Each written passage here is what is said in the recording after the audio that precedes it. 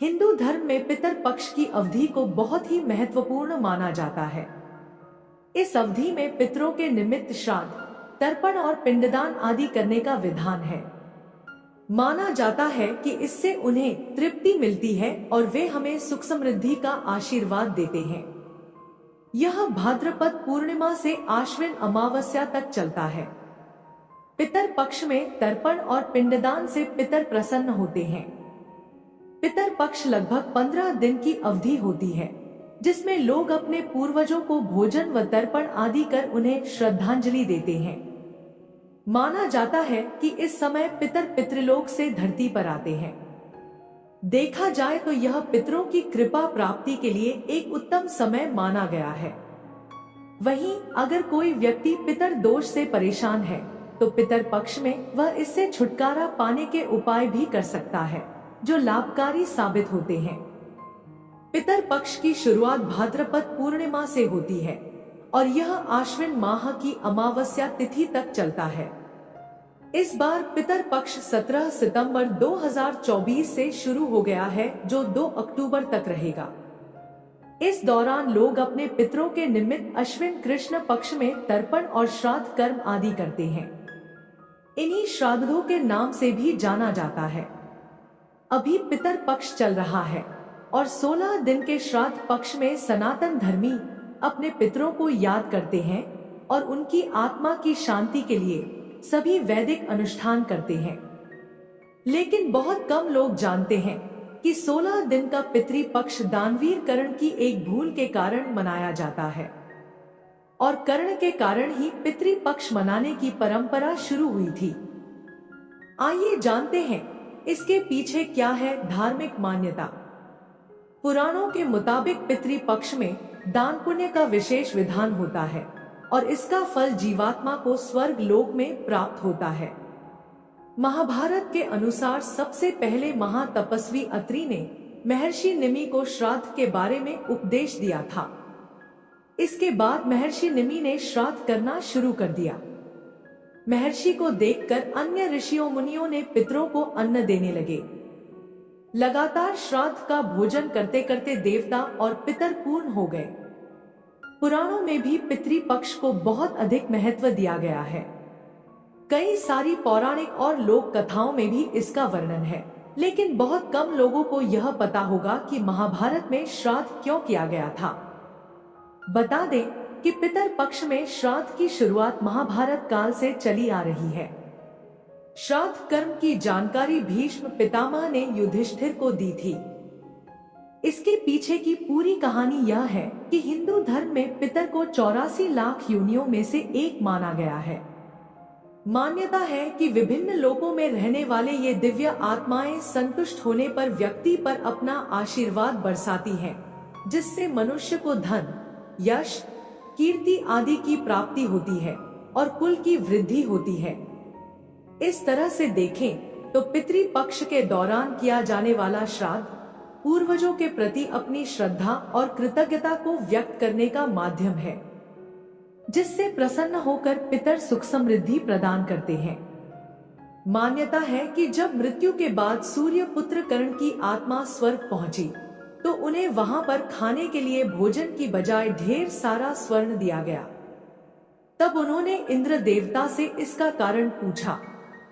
इंद्रदेव ने कर्ण को बताया कि पृथ्वी पर रहते हुए उन्होंने कभी भी अपने पितरों के निमित्त भोजन, दान, तर्पण आदि नहीं किया। तब कर्ण ने जवाब दिया कि उन्हें अपने पूर्वजों के बारे में कुछ भी ज्ञात नहीं था, इसलिए अनजाने में उनसे यह भूल हुई। दानवीर कर्ण अपनी दानवीरता के लिए जाने जाते थे और जीवन भर उन्होंने गरीबों और जरूरतमंदों को धन और स्वर्ण का दान किया। अपने द्वार पर आने वाले किसी भी व्यक्ति को उन्होंने बिना धन दिए लौटने नहीं दिया। लेकिन कर्ण ने अपने जीवन काल में अन्न दान नहीं किया। अंतिम समय में जब कर्ण ने मृत्यु लोक छोड़ा और स्वर्ग पहुंचे तो उन्हें खूब सोना दिया गया और खाने के लिए कुछ भी नहीं दिया गया। कर्ण ने जब भगवान इंद्र से इसका कारण पूछा तो देवराज इंद्र ने बताया कि उन्होंने जीवन भर सोना ही दान किया है और पितरों की आत्मा की शांति के लिए कभी भी अन्न दान नहीं किया। इसलिए उन्हें अन्न नहीं दिया गया। तब कर्ण ने इस बात को लेकर अनभिज्ञता जाहिर करते हुए कहा कि मुझे अन्नदान के महत्व की जानकारी नहीं थी। कर्ण को जब अपनी गलती का एहसास हुआ तो उन्हें अपनी गलती सुधारने के लिए एक बार 16 दिन के लिए धरती पर भेजा गया था। इन 16 दिनों में कर्ण ने अपने पूर्वजों को याद करते हुए तर्पण किया, भूखे और गरीबों को अन्न दान किया और फिर स्वर्गलोक चले गए। ऐसी मान्यता है कि तभी से 16 दिन का पितृपक्ष मनाने की परंपरा चल रही है और इस दौरान लोग अपने मृत पूर्वजों को याद कर भोजन का आयोजन करते हैं। साथ ही इस बात का भी ध्यान रखना चाहिए कि पितृपक्ष के दौरान यदि कोई भिक्षा मांगने आए तो उन्हें कभी खाली हाथ नहीं जाने देना चाहिए। पितर कभी भी अपनी संतानों को परेशान नहीं करना चाहते हैं। वे बहुत दयालु होते हैं, लेकिन संतानों की उपेक्षा से दुखी हो जाते हैं, क्योंकि संतान के द्वारा श्राद्ध कर्म और पिंडदान आदि करने पर उन्हें तृप्ति मिलती है और वे अपनी संतानों को धन, धान्य और खुश रहने का आशीर्वाद देते हैं। पितर यह नहीं चाहते कि उनकी संतानें उन्हें तृप्त करने के लिए बहुत कुछ करें। वे श्रद्धा भाव से किए गए श्राद्ध को खुशी के साथ स्वीकारते हैं। कहा भी गया है कि श्रद्धा के बिना श्राद्ध अधूरा होता है। पितृपक्ष की पौराणिक कथा। भगवान श्री कृष्ण से एक बार पक्षीराज गरुड़ ने पूछा, हे प्रभु, पृथ्वी पर लोग अपने मृत पितरों का श्राद्ध करते हैं, उनकी रुचि का भोजन ब्राह्मणों आदि को कराते हैं, पर क्या पितृलोक से पृथ्वी पर आकर श्राद्ध में भोजन करते पितरों को किसी ने देखा भी है? भगवान श्री कृष्ण ने कहा, है गरुड़, तुम्हारी शंका का निवारण करने के लिए मैं देवी सीता के साथ हुई घटना सुनाता हूँ। सीता जी ने पुष्कर तीर्थ में अपने ससुर आदि 3 पितरों को श्राद्ध में निमंत्रित ब्राह्मणों के शरीर में देखा था। वह कथा सुनो।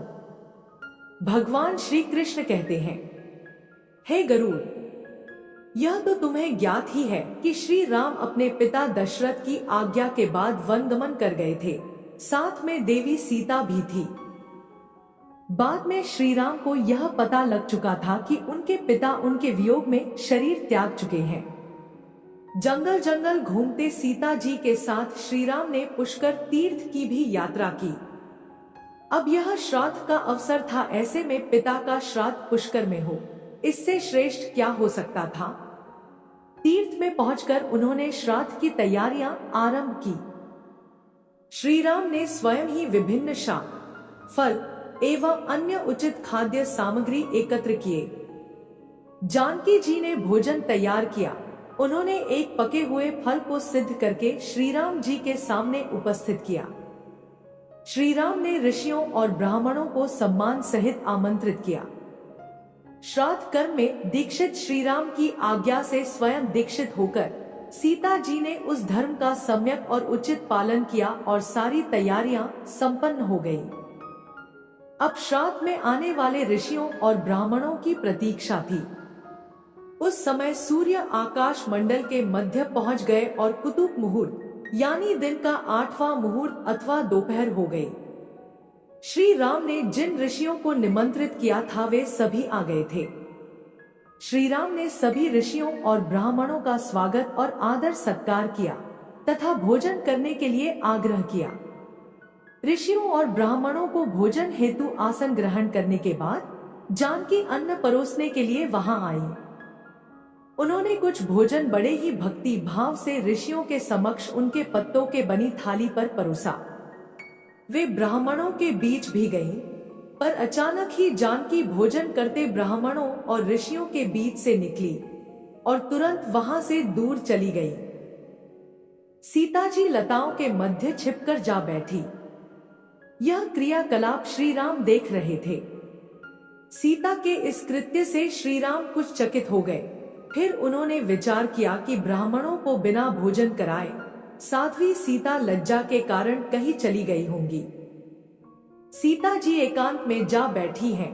फिर श्री राम जी ने सोचा, अचानक इस कार्य का क्या कारण हो सकता है, अभी यह जानने का समय नहीं। जानकी से इस बात को जानने से पहले मैं इन ब्राह्मणों को भोजन करा लूं, फिर उनसे बात कर कारण समझूंगा। ऐसा विचार कर श्री राम ने स्वयं उन ब्राह्मणों को भोजन कराया। भोजन के बाद ऋषियों को विदा करते समय भी श्री राम के मस्तिष्क में यह बात रह रहकर कौंध रही थी कि सीता ने ऐसा अप्रत्याशित व्यवहार क्यों किया। उन ब्राह्मणों के चले जाने पर श्री राम ने अपनी प्रियतमा सीता जी से पूछा, ब्राह्मणों को देखकर तुम लताओं की ओट में क्यों छिप गई थी? यह उचित नहीं जान पड़ा। इससे ऋषियों के भोजन में व्यवधान हो सकता था, वे कुपित भी हो सकते थे। श्री राम बोले, हे सीते, तुम्हें तो ज्ञात है कि ऋषियों और ब्राह्मणों को पितरों के प्रतीक मान जाता है, ऐसे में तुमने ऐसा क्यों किया? इसका कारण जानने की इच्छा है, मुझे अविलंब बताओ। श्री राम के ऐसा कहने पर सीता जी मुंह नीचे कर सामने खड़ी हो गई और अपने नेत्रों से आंसू बहाती हुई बोली, हे नाथ, मैंने यहाँ जिस प्रकार का आश्चर्य देखा है उसे आप सुने। इस श्राद्ध में उपस्थित ब्राह्मणों की अगली पांत में मैंने दो महापुरुषों को देखा जो राजा जैसे प्रतीत हो रहे थे। ऋषियों ब्राह्मणों के बीच सजे धजे राजा महाराजा जैसे महापुरुषों को देख मैं अचरज में थी। तभी मैंने आपके पिताश्री के दर्शन भी किए, वह भी सभी तरह के राजसी वस्त्रों और आभूषणों से सुशोभित थे। आपके पिता को देखकर मैं बिना बताए एकांत में चली आई थी।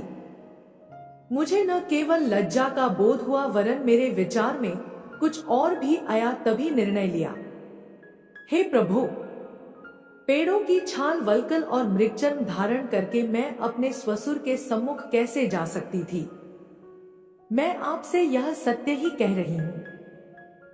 अपने हाथ से राजा को मैं वह भोजन कैसे दे सकती थी जिसके दासों के भी दास कभी वैसा भोजन नहीं करते? मिट्टी और पत्तों आदि से बने पात्रों में उस अन्न को रखकर मैं उन्हें कैसे देती?